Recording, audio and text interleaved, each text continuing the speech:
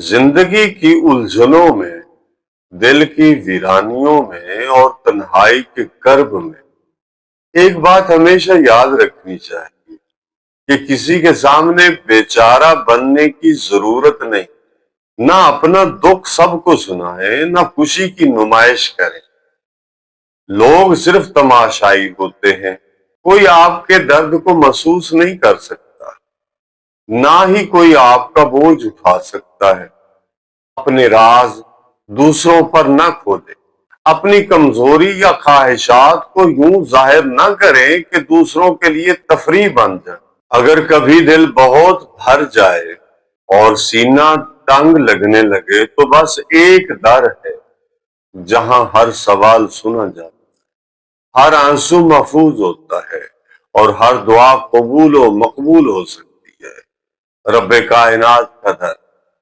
جی ہاں، سورہ یوسف آیت نمبر 86 میں سیدنا یعقوب علیہ السلام نے اپنے بیٹے جناب یوسف علیہ السلام کی جدائی میں غم زدہ ہو کر کہا تھا کہ انما اشکو بسی وحزنی اللہ، بے شک میں اپنی پریشانی اور غم صرف اللہ ہی سے بیان کرتا ہوں۔